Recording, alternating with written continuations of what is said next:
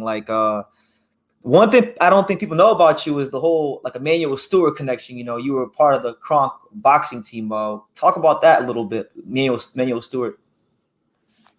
I think I was probably about 15 or 16 when I first kind of met him. They from right up the road. I'm from Cleveland. They from Detroit. Detroit is about like 30, 40 minutes from Ohio. So they had a good team, but we had the best team probably in the country pretty much, but we didn't have a gym.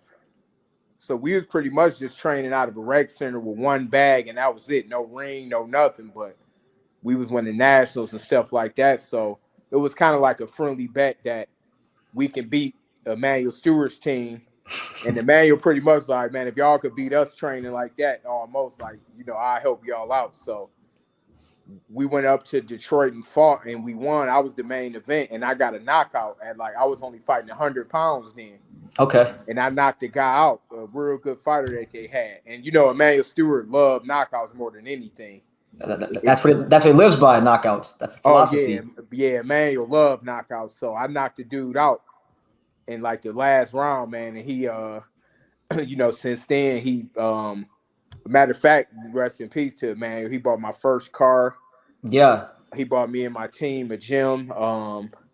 He bought he helped. My dad was one of our head trainers at the gym, so he bought a van. He paid for trips and bought us a gym. So now we had a real gym with a ring in it and several bags, and that helped us to get about 4 or 5 guys in the Olympic trials in 1 year out of just my one gym. We had about 5 or 6 guys in the Olympic trials. But yeah, we used to go up there, and I was in a lot of camps with them with Prince Nassim and Lennox Lewis a lot. And I learned a lot from him. And his team. He got a good team too. That's what a lot of people don't know. Emanuel got a real good team of people around him. Like, it's some great trainers some old school trainers, man, that's real good that Emanuel pretty much learned up under. Who do you have around him when you were with him? He had a old man named Luther Burgess. Oh yeah, Luther Burgess. I heard of him. Yeah, Walter, a guy named old school Walt. I think Walter Smith. He had his nephew. I called him Jade and Sugar Hill. Oh, Sugar, yeah. Yeah, I called him Jaden. That's what I go, know him from. I knew Jaden for a long time. He used to. Matter of fact, I seen him a couple months ago, and he was sharing some stories with me that I forgot about, but he got a good memory because he was sharing something that I said to him, and I'm like, dang, I do remember that now. They had Logan. Man, there was a lot of guys down there in that basement, man. It was some dudes that, man, they had a lot of people. Like, it was some real good trainers. Okay. Yeah, I wish I had the video, because I remember you posted the video on Instagram where Emanuel was signing the check and he handed it to you, and you were so happy for the car. Yeah. Matter of fact, that was when I bought that car. Yo, yeah? Yeah, that's what he wrote the check for me for. It was a press conference. We was having to fight. And what's crazy is that same day was the first time that I seen LeBron James play in high school. Oh, really? Because I met him like a year before that when he was 15. We about the same age. So but I didn't know but the crazy thing is I met him at one of my amateur fights and nobody knew who he was there at the time. But a year later is when he started getting a lot of hype. And right after that, he gave me and one of my teammates some tickets and we went and checked him out. But yeah, man, that was when Emanuel wrote me that check and I got a car. Yup. Yeah. What was you would say maybe the some of the best advice he gave you, or the thing you learned the most from him being around him? I would say mainly as far as just in life, Emanuel was a real giving person. He was a real giving person. Me being around guys like that helped me become a giving person as well. I was fortunate to have two parents growing up in the household. Coming from Cleveland, I probably was the only person in the neighborhood with two parents. So a guy like Emanuel,